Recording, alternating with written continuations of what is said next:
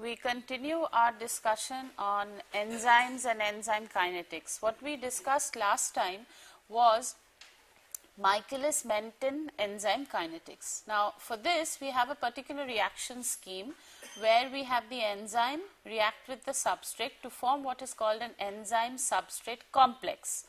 Now, in this enzyme-substrate complex we have an equilibrium as to what is called a pre-equilibrium step, which then finally dissociates into the products E plus P.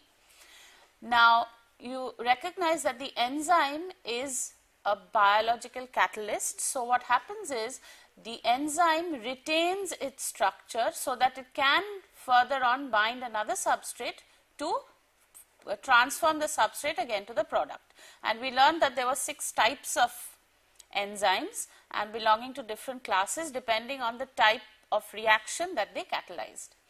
Now, the overall Michaelis-Menten equation works out after a few assumptions and a bit of algebra, works out to what is called the velocity of the reaction with a V max. Now, this V max, which is also written as Vm or V max, is the maximum velocity that the enzyme can attain considering the total enzyme concentration. Okay, so there is this reaction can have a limiting value for the velocity of the reaction, which is given by the K2, which is also we will see called the Kcat, the catalytic kinetic rate constant, and the total enzyme concentration, because the velocity cannot increase beyond this value because the amount of enzyme is limited. So, the Vmax that we have is equal to K2 ET, and we have what is defined as a Michaelis constant, that is a combination of the rate constants of these reactions. So, we have K minus 1 plus K2 divided by K1, and the velocity is actually the formation of the product, which is Kcat ES, where ES is the concentration of the enzyme substrate complex. Now, if we look at the overall expression that we have, from this expression we can get what is called a rectangular hyperbola that is going to eventually plot the V0. Now, why we call this the V0, I will tell you in a moment. So, what we are doing is we are actually plotting a velocity versus a substrate concentration. Now, what happens is, as you increase the substrate concentration, because the enzyme has limited capability in taking in or forming an enzyme substrate complex, this will reach a limiting value.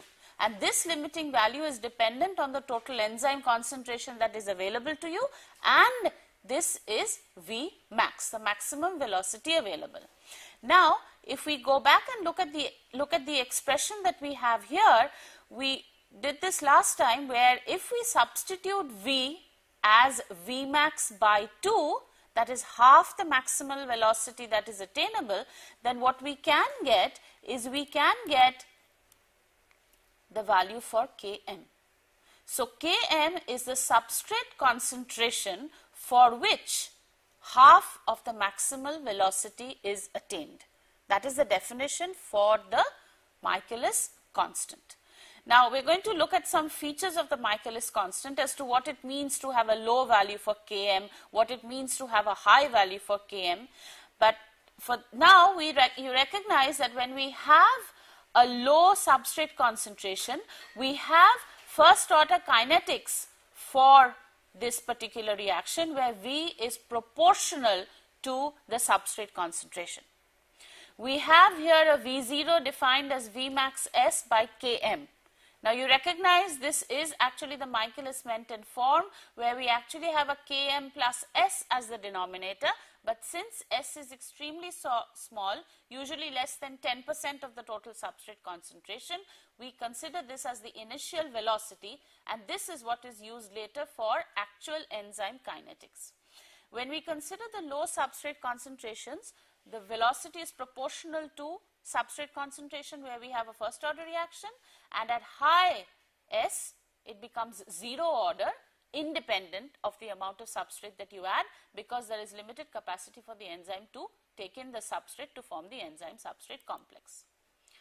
So, what are the features of these? The features of kinetics considered by Michaelis-Menten is that the formation of an enzyme-substrate complex occurs.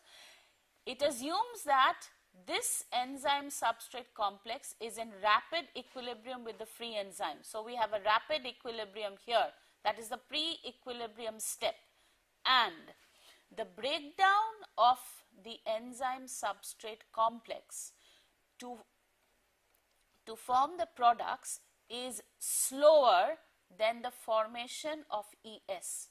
So if this reaction is slow, what does this make this? This makes it the rate limiting step of the reaction.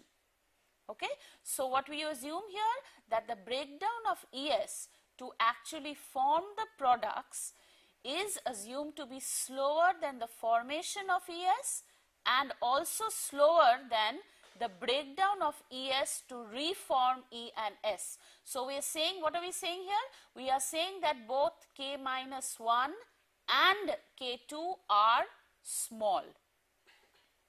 Okay, because we are saying that the breakdown of ES to form the products is also slow, and to go back to form the enzyme and the substrate back again is also a slow process.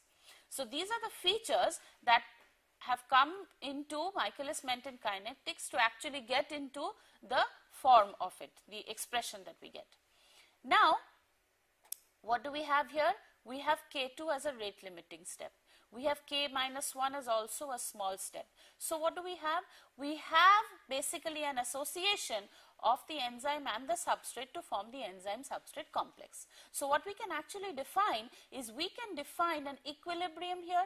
Considering the rate constants K1 and K minus 1, we can define an equilibrium.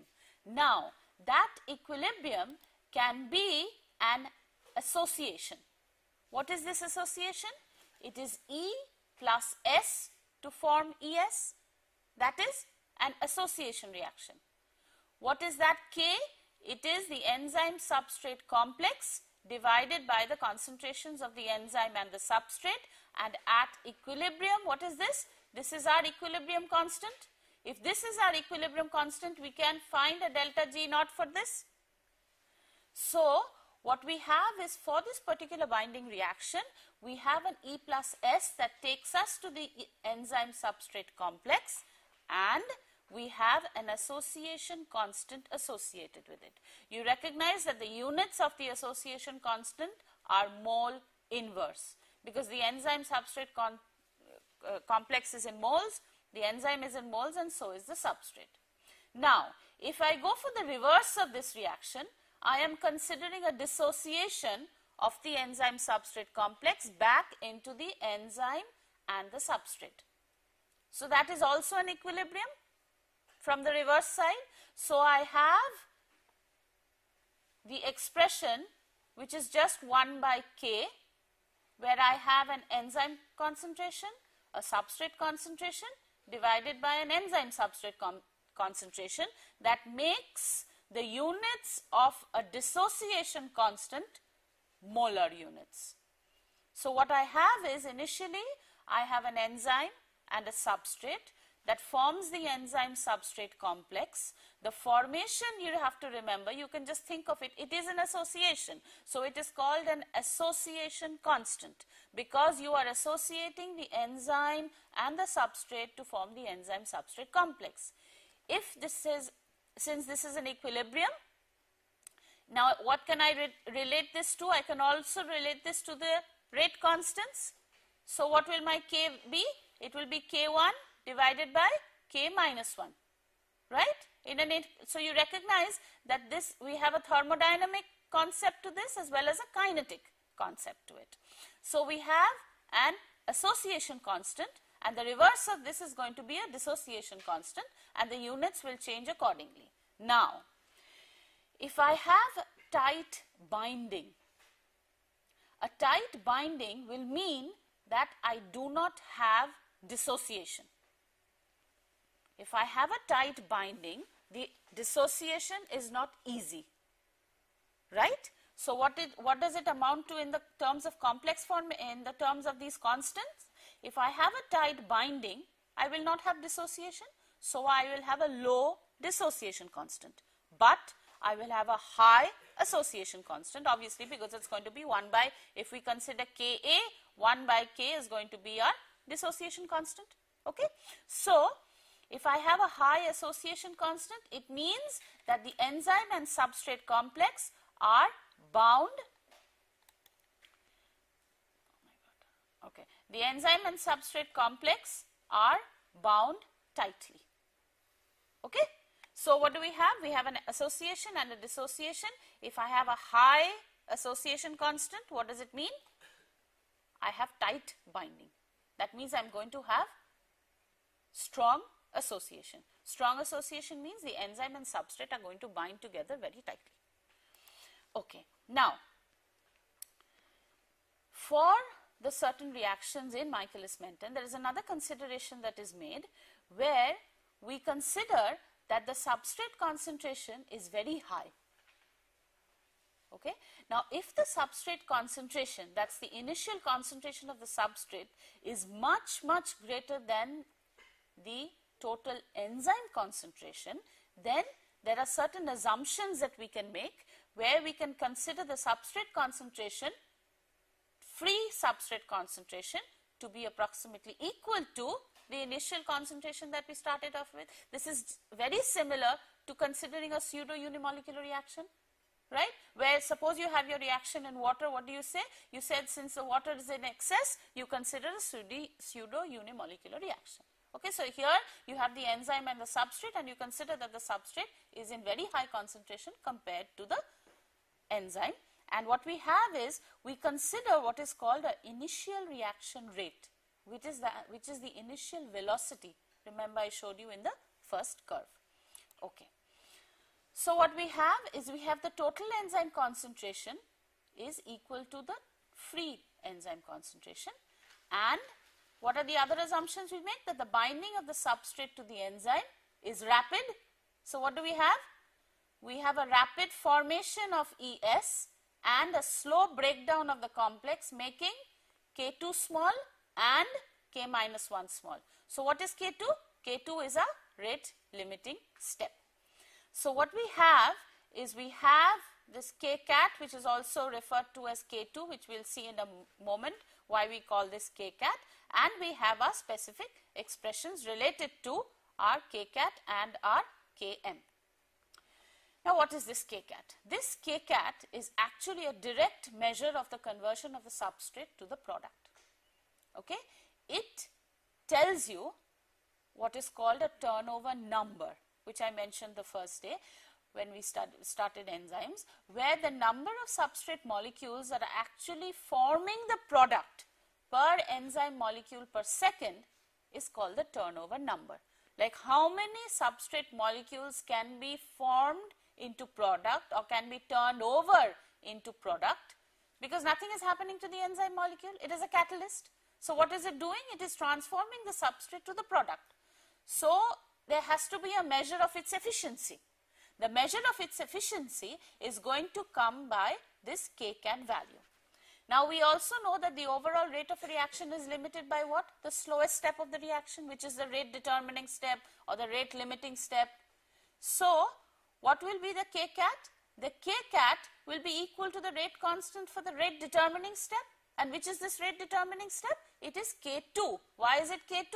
Because that is the one that is forming the products, right? So since K2 is the step that is forming the products, so this becomes our rate limiting step, because we know that the breakdown of the complex is slow, and this becomes the slow step of the reaction. This becomes the rate limiting step or the rate determining step of the reaction, and for the Michaelis-Menten system, the Kcat is actually the K2 value. Okay. So now what can we do with these values? So Kcat is our turnover number. So what is our Kcat? We know that Kcat into the total enzyme concentration is the maximum velocity attainable, right? Because what did we do initially? We wrote K2 total enzyme concentration, that is going to give us Vmax. So what is our Kcat? It is Vmax by the total enzyme concentration. Now, The Kcat by Km is a measure of activity, or rather the catalytic efficiency. Km, we understand, is a useful indicator of the affinity of an enzyme for the substrate. Why is that so? It is because it is relating the rate constants of the formation of the reactions, right? So we are, what is a Km a combination of? It is a combination of K1, K minus 1 and K2, which are all, and what is Kcat? Kcat is actually K2. So together they can actually give us some idea about the activity or the catalytic efficiency. If we have a high value for Kcat or K2, then what do we have? We have a high measure of the catalytic efficiency. So the enzyme is more efficient. Now suppose we have a low Km value. We have a high affinity for the substrate. So what we want is, for an efficient enzyme, we would want a high Kcat by Km ratio. And what could this be a combination of? This could come from either a small Km value, making this ratio large, or we could have a large Kcat value, again making this ratio large. And what is this ratio a measure of? It is a measure of how efficient your enzyme is. Okay. So from Michaelis-Menten Michaelis-Menten enzyme kinetics, there are certain aspects of enzymes that we can consider about the efficiency of an enzyme in terms of the kinetic constants that we have. So this is our Michaelis-Menten kinetics. We have a Vmax, we have a Km, we have a velocity, and we have a substrate concentration. Now what happens is, if now I know the total enzyme concentration that I start off with, there are certain aspects, or there are certain measurable quantities that I have. What are these measurable quantities? What are these measurable quantities? I know measurable quantities. Okay. The measurable quantities are total enzyme concentration, total substrate concentration, and actually my initial velocity. Why? Because if I consider my curve here, this is, what is this? This is the velocity of the reaction. This is the substrate concentration. This I do not know where Vmax is, where it is actually going to sort of go, right? So this is some quantity that I actually cannot determine this way. But what can I determine? I can determine at low concentrations what the V0 value is. So what do I have? I can find out what an initial velocity is. If we go back to the slides here, we can look at what the initial velocity is. Okay. So what do I have? I have an initial velocity that is eventually going to get me to my Vmax if I have enough substrate concentration. But I still do not get a good value for my Vmax. So how do I calculate Vmax? If I look at the expression, I have a velocity that is equal to my Vmax substrate concentration divided by what? Km plus the substrate concentration. Now if I take the reverse of this, okay, what can I do? I can take 1 by V, that is going to give me what? Km plus S divided by Vmax S, right? Now if I just separate out these two quantities,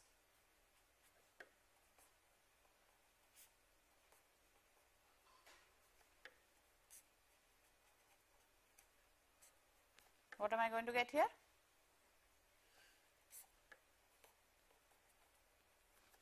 That is what I get.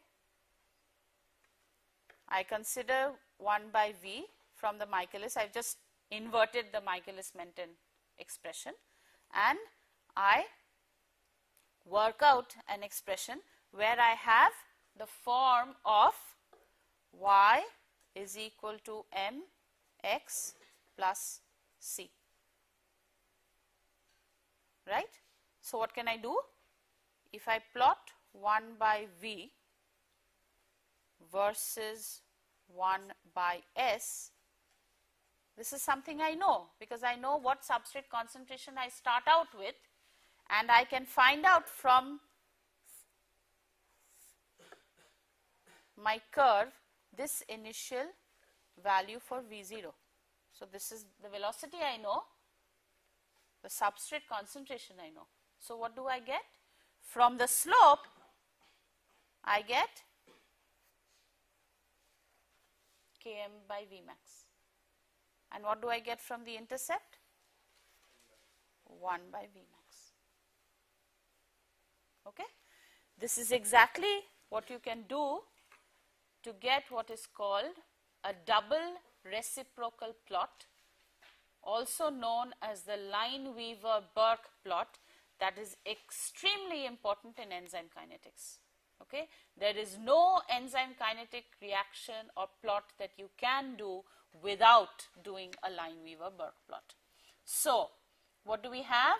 We have a 1 by V, a 1 by Vmax, plus a Km by Vmax, 1 by S. What am I plotting?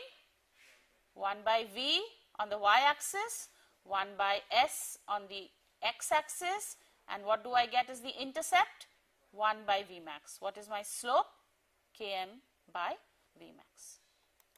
So, that is what we get. Okay? So, if we plot 1 by V, 1 by S, what do I have here? My slope is Km by Vmax, and my intercept is 1 by Vmax. So, what can I determine from this? I can determine the maximum velocity attainable, which I cannot do from the rectangular hyperbola normal Michaelis-Menten curve. Okay? So, I can find out what Vmax is. If I know Vmax and I know the total enzyme concentration, what can I also determine? Kcat, right? I can find out what Kcat is. Why? Because I now know what Vmax is, and what are the quantities I know? I am doing the reaction, so I obviously know what enzyme concentration I started off with, so I know what Kcat is. And from here, what else do I know? I know what Km is. So, what can I find? I can find Kcat by Km, and what will that tell me? That will tell me how efficient my reaction or my enzyme substrate complex formation or the whole enzyme kinetic reaction is. Okay? So, now there is another plot that is also sometimes considered. So, this is where we have a Lineweaver-Burke plot. There are other linear plots. The other one that is commonly used is an Edey-Hofstee plot that plots V versus V by S. Okay? So, if we plot V versus V by S, again what you get here is you get the slope as minus Km and the intercept as Vmax. Okay? So, but the most important one, and the one probably that you need to know, is the Lineweaver-Burke plot that is used for the determination of what? The determination of Vmax and Km, which otherwise you could not determine. Okay? Now, what happens if we have more than one substrate? That is also possible. Okay? So, we have now what is called a bisubstrate reaction. Now, there are certain just terminologies that are used here, but we are not going into the kinetics of this reaction. But since we have done enzyme kinetics, there are certain terms that you need to know. For example, what we have here is we have S1 plus S2. So, these are the two substrates that actually form two products, P1 and P2. Okay? Now, you recognize that we can have sequential binding. What does that mean? It means that the enzyme can bind S1, then bind S2. Okay? So, how can this sequential binding be? It can be of two types. It can be random, where the enzyme can bind S1 or it can bind S2 first. Okay? Or we could have ordered binding. What does that mean? Ordered binding means there is a definite order in which the substrates have to bind for the reaction to go on. You have to recognize that this is a catalytic reaction where S1 and S2 are going to P1 and P2. Okay? So the enzyme has to form the enzyme substrate complex. Now you could have the formation of what is called a ternary complex. What do we mean by a ternary complex? Where we have three components in the complex. What are these three components then? It is the enzyme, S1 and S2. Now how are S1 and S2 going to bind to E? Again we can have what is called sequential binding, where S1 and S2 are going to bind randomly in any order, it will not matter, or we could have ordered binding where the S1 has to bind before S2 for the products to form. Okay? So you are basically mixing up E and S1 first, then S2 forms into that complex where you have a complex with E, S1, S2, which is then going to form the products. Okay? So this gives us sequential binding. Another mechanism is called the ping pong mechanism, where E first binds S1, P1 is formed, then E binds S2 and P2 is formed. Okay? But S1 forms P1, so P1 is released before S2 binds. Okay? Much like the previous kinetics that we considered. So there are two types of specific types of reactions that we have here, sequential binding and ping pong reactions for bi-substrate types. So this is what we mean by a random order. We have the enzyme. What can the enzyme do? It can form ES1 or ES2, a random order. And then what happens? It forms the ternary complex. What does a ternary complex mean? It means that you have E, S1 and S2 together. So three components in the complex make it the ternary complex. So now you see from this reaction scheme that E could either form ES2 or it could form ES1, right? It could form either of them. Then if this forms S1, obviously S2 has to bind now, and if this forms S2 first, then S1 has to bind now. So we form the ES1, S2 ternary complex. Then we have product formation where E plus P1 plus P2. Okay? Now, in the enzyme reaction where we do not have a ternary complex formed, which is actually called the ping pong reaction, we have E plus S1 forming ES1. And what is important about the ping pong mechanism is that P1 has to be released first. Okay? So we have E plus S1 from ES1. The first product is released before the next substrate binds. Okay? So what happens is the binding of S1 forms an E prime. You notice there is an E prime here. So this E prime is not E. There is some change that has come across in the enzyme structure, which after release of P1, then it binds S2 to form an E prime S2 complex, which on losing P2 will form E back. You have to remember, you start off with E, you have to end with E. In the ping pong mechanism, so if we look at this part up to EP1 here, or rather E prime plus P1, if we consider the normal Michaelis-Menten kinetics that we've been considering all along, we had E plus S go to ES, but what did we form after that? E plus P, not an E prime. Okay, so the enzyme comes back after, because you have to remember this is a bi-substrate reaction. So there are two substrates involved, two products being formed. Okay, you can either have a formation of a ternary complex where you have E, S1, S2 formed in a random order, or a sequential order where you have the products formed. Or you could have a ping pong reaction where you have an enzyme and a substrate form an enzyme-substrate complex ES1 that releases P1 before it binds S2. Then it releases P2 and the enzyme gets back to its original form, where what can it do? It can now bind another S1 and the reaction can go on. Okay.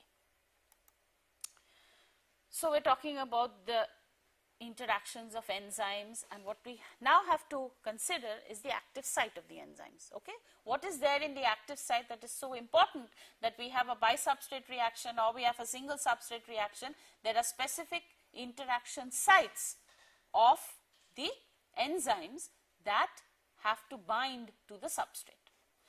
Now the structure has a unique geometric shape that is designed to fit the molecular shape of the substrate. Okay, that is obviously essential. We will see how that works out. Then each enzyme is substrate specific. It's extremely specific. Okay, the way enzymes work is just miraculous. Okay, it's extremely substrate specific. So the active site is complementary to the geometric shape, and there are other interactions or other features that we are considering or will be considered where we have the active site of the enzyme. Okay. Now, suppose we are looking at the hydrolysis of sucrose. Okay, this is just a schematic where we have the enzyme. Now, what is there? This is the active site of the enzyme. You see that this is shaped in such a way that it is going to bind the 6-membered ring.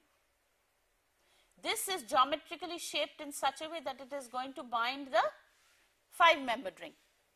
Okay, so what happens is we have this particular bond that is going to be cleaved. Okay, so our enzyme, the products are going to be our glucose and fructose. Okay, what is this? Sucrose. So we have the sucrose that is a combination of glucose and fructose, but it's connected, so we have to cleave this. This enzyme is going to cleave that. So we have the active site that exactly fits. You cannot fit it the other way. You will not be able to fit it. It has to fit in exactly this orientation, exactly this geometry. So the substrate binds to the enzyme. So what do we form? The enzyme-substrate complex. Okay? The substrate binds to form the enzyme-substrate complex. Then what happens? We have an hydrolysis that occurs, and we have the breaking of this bond. Okay? That's an enzymatic mechanism which we do not have to consider right now. Then what happens is the products are released. On release of the products, what do we have? We have the enzyme exactly in the form that we started off with. So what can it now do? It can go bind another sucrose and go through the same thing over again. Fine.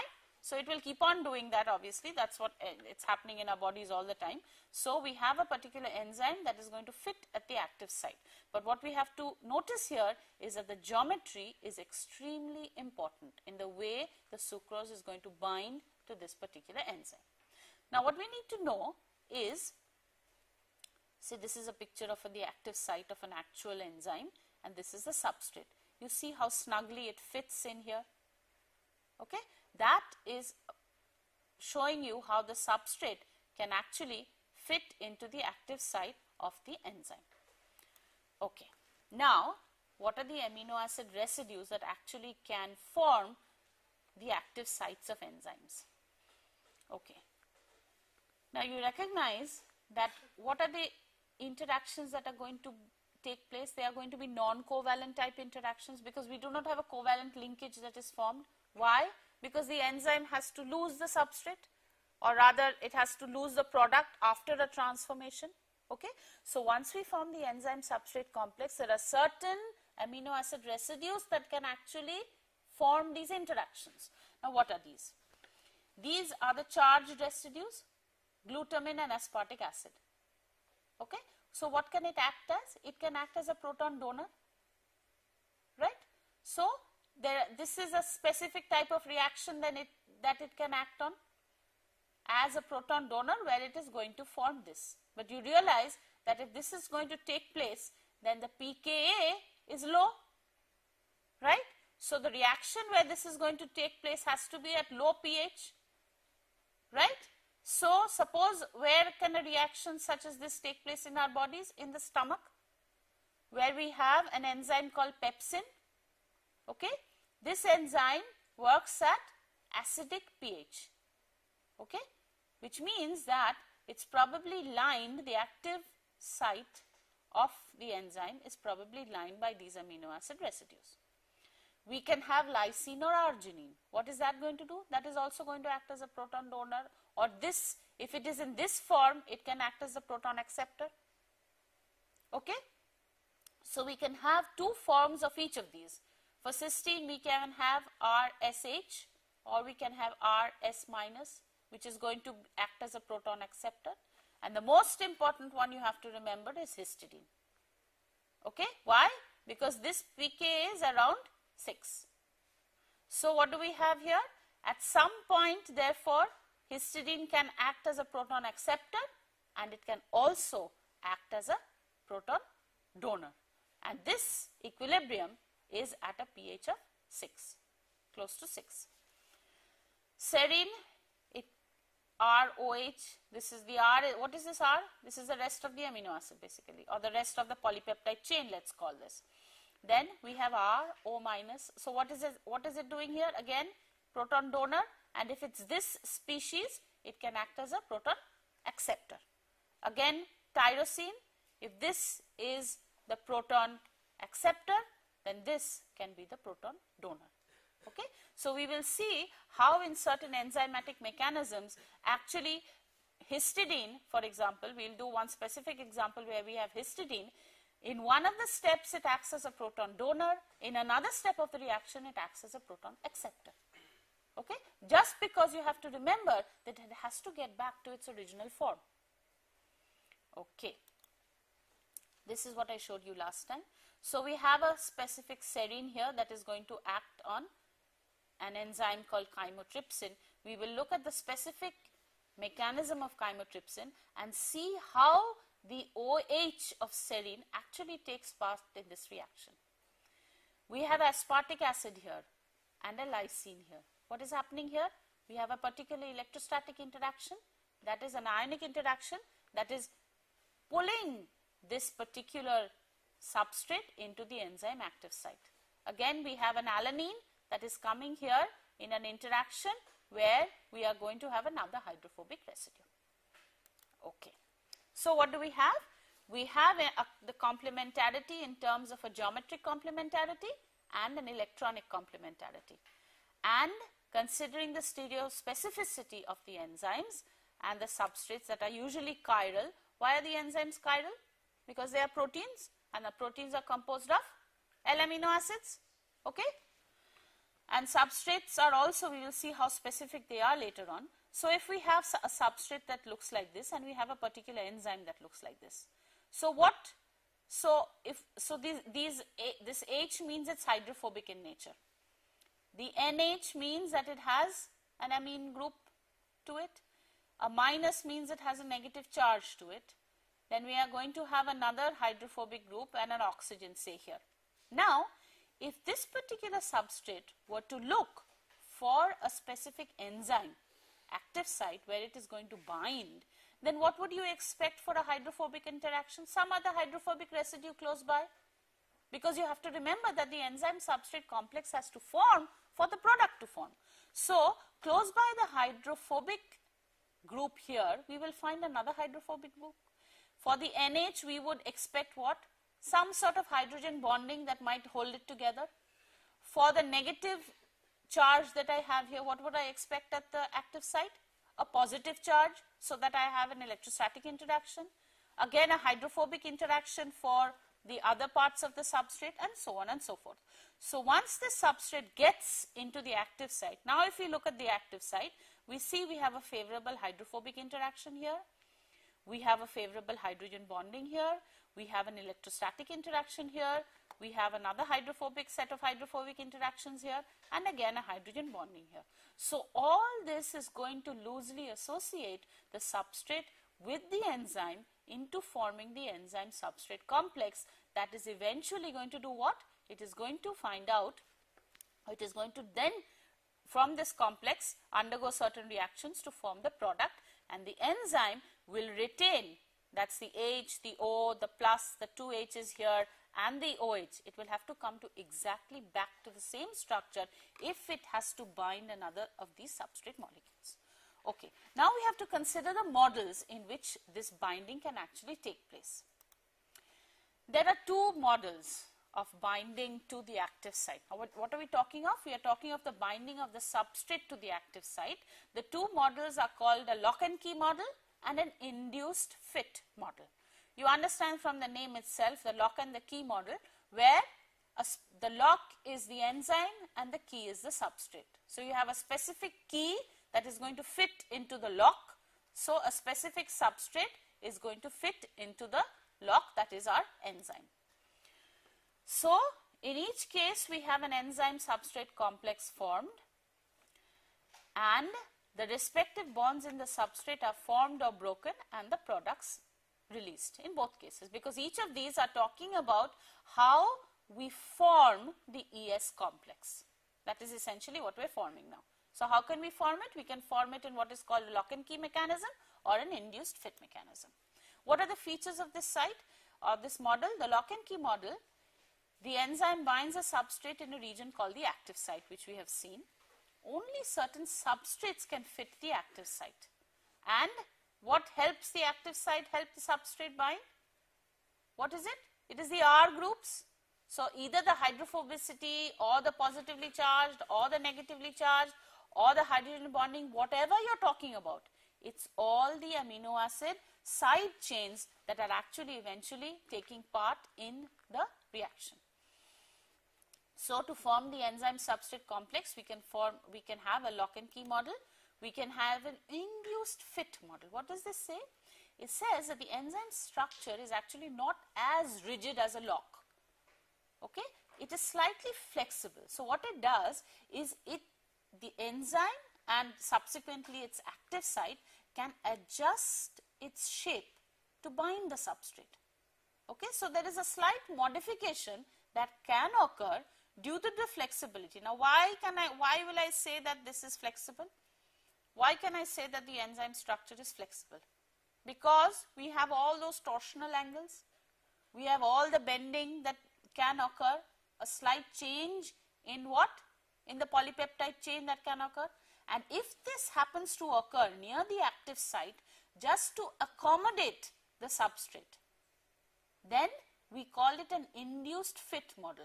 The enzyme structure will remain as it is, but as soon as the substrate approaches it, it will modify itself so that it can bind the substrate. So, the shape changes to improve catalysis during the reaction, and it usually assumes a transition state like configuration. So, this is what we mean by a lock and key model. This is our active site where we have our enzyme, and this is our substrate. So, what is happening? We have, this is our key that fits exactly into the cleft of the active site.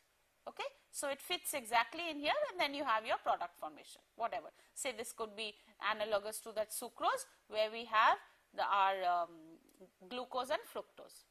Okay? So, in this, what are the features of this? We have our enzyme, we have our substrate.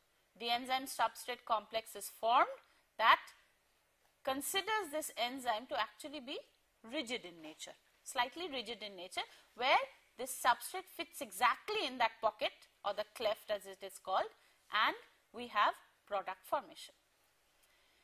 If we consider the induced fit model, we have the active site that is actually, these comprise the active site. So, the enzyme remains like this if the substrate is absent. Okay? Now, as the substrate approaches the enzyme, what happens? There is an accommodation of the enzyme. So, there is a slight change, a flexibility associated with this that is going to result in an induced fit. So, now we see that the shape of this has slightly changed. Why has it changed? To accommodate the substrate. Okay? So, the substrate also basically this is formed so that it can be cleaved. In this case it is being cleaved. Okay. So now we have the enzyme, the transition state conformation that is formed, and we have the enzyme form the products. Okay. So we have these two models. So what we learnt here is we had the summary. The summary here is a Michaelis-Menten kinetics that we considered today. What did we have? We had the Vmax. Okay. What is this Vmax? It is the K2 or the Kcat versus the total enzyme concentration. We looked at a linear representation as a Lineweaver-Burke plot. What is this Lineweaver-Burke plot? It tells us how we can calculate Vmax. From Vmax what can we get? We can get K2. That means we can get Kcat, and we can also get Km.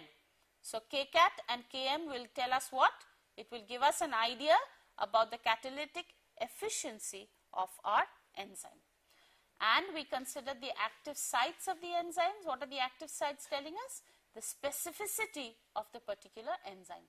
Okay. How the specific amino acid side chains can form or can act rather as proton donors and proton acceptors in the active sites to bring out the or bring about the particular complex formation or the particular reaction. We also have the different enzyme substrate models that tell us how the substrate is going to bind to the enzyme active site. And what are the two models we considered here? A lock and key model and an induced fit model. What are the differences between these two models? In the lock and key model, we have a relatively rigid structure for the enzyme where the enzyme and substrate complex is going to form, and in the induced fit model, we have a slight change due to the flexibility to accommodate the substrate to the enzyme in forming the product. Okay. Now what we are going to do is we are going to work out a specific problem where we are going to find out the Vmax of a particular reaction or particular enzyme substrate complex. So we have our enzyme concentration, we have our enzyme plus the substrate, that is giving us the enzyme substrate complex that eventually gives us the E plus P. Now if I have a set of substrate concentrations, what do I need now if I want to calculate? So I know that when I do this for a particular substrate concentration,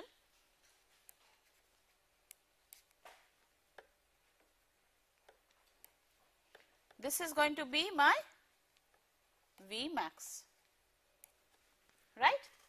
Now if I want to plot the Lineweaver-Burke plot, what do I need?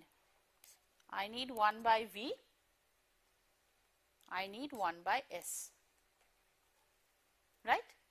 Now as I go beyond here, my reaction is no longer first order, it gradually becomes 0 order. So what I have to do is I have to conduct this particular experiment for a number of substrate concentrations. Okay. So this is for one substrate concentration where I will calculate what is called my initial velocity. Okay. So say for substrate concentration 1 millimolar, my velocity is 43. This velocity is given in nanomoles per minute. So now I have a particular velocity. What is this velocity? It is the initial velocity associated with the substrate concentration of 1 millimolar. Now I repeat the reaction with 2 millimolar substrate.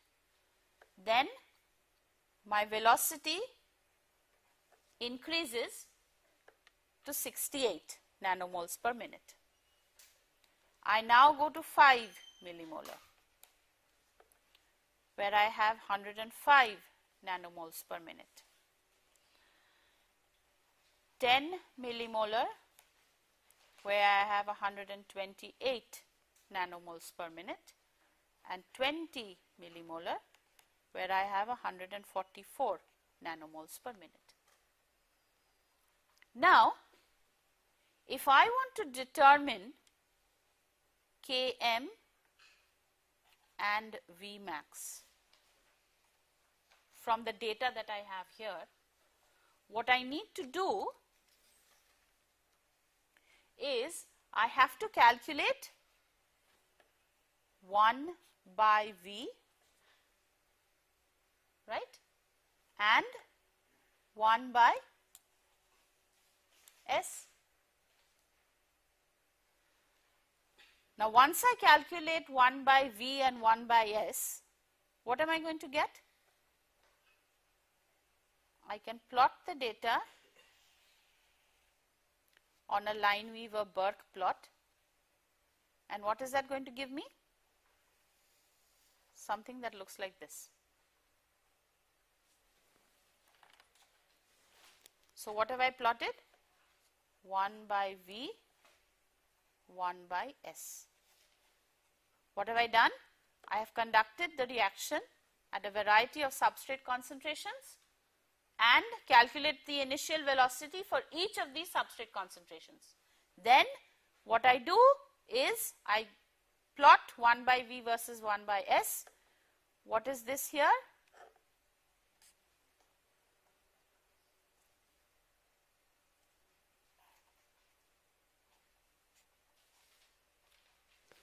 So, I can calculate what the maximal velocity is, and I can calculate what the Km value is.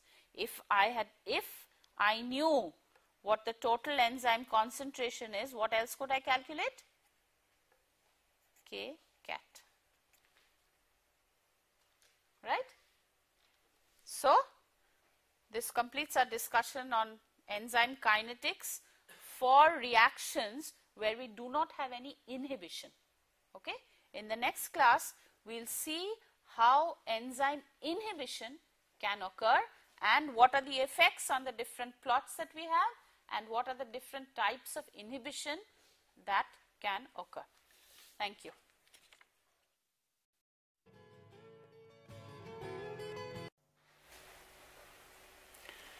In the last class, we spoke about enzyme kinetics and how we have the specific active site of the enzyme and how we form the enzyme-substrate complex.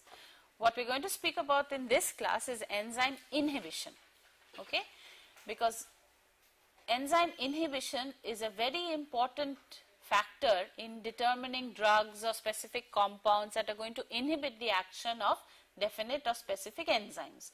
So, apart from knowing the structure and once we know the function, there are certain designs to the drugs that can be made to determine how we can design what is called an inhibitor of a particular enzyme.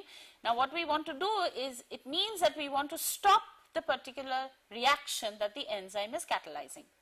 So, these inhibitors are compounds that decrease the activity of the enzyme. Okay? Now, how can they decrease the activity of the enzyme? They have to affect the efficiency of the enzyme. They decrease the efficiency of the enzyme by doing what? They can affect the Km value or the Kcat value or both of the values. Okay? So, we have to decrease the binding of the substrate. If an inhibitor of an enzyme has to act, so we want to stop the enzyme from forming the enzyme substrate complex, as simple as that. So, if I want to form or I want to deter the formation of the enzyme substrate complex, I have to have the inhibitor bind to the substrate somehow, I bind to the enzyme somehow. Okay? Now, most drugs are enzyme inhibitors. Okay? Because there is certain bodily function that goes wrong, which is why you have a specific activity of an enzyme in the wrong fashion. So, what would you want? You would want some drug that is going to inhibit the enzyme so it does not act in a fashion that it's acting right now. For example, if you have antibiotics, what does it do? It inhibits the enzymatic reactions of the bacteria that have formed the infection. So, Inhibitors are also used to determine enzyme mechanisms and also for the nature of the active site. Okay? And of course, it is extremely important to know how these inhibitors work, because this can facilitate drug design and inhibitor design. Okay? For example, what are the effects of enzyme inhibition? The antibiotics, what do? They inhibit the enzymes by affecting bacterial metabolism. Okay? So if I increase the substrate concentration to a large enough value, then the free enzyme can react with the substrate to form the normal products in the normal way it would. Okay, so this is what we have. So this is the case. The green line is what? It is without the inhibitor, the normal Michaelis-Menten constant that you would see, or the normalist Michaelis-Menten kinetics that you would see, which eventually gets to Vmax. With the inhibitor, we have a slower reaction because some of the enzyme has been taken up by the inhibitor. And we know that if we want to calculate Km, I have to consider half of Vmax. So this Vmax corresponds, or this Km corresponds to what? Without the inhibitor. And this Km corresponds to with the inhibitor. Okay? Now how does this change our Lineweaver-Burke plot? What is a Lineweaver-Burke plot? We have a 1 by V0 versus a 1 by S. Let's work on that now. So I have now a 1 by V versus 1 by S.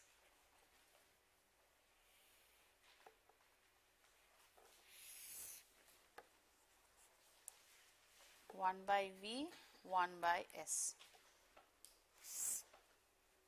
What is this? No inhibitor.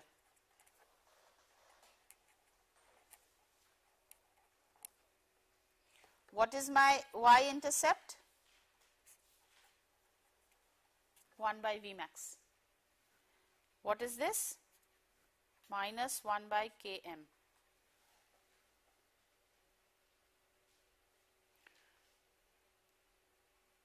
Now tell me. Slope will?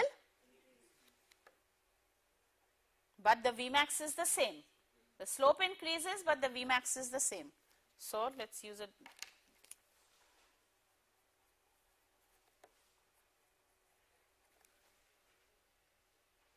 Right? So I have inhibitor now. I have the same Vmax.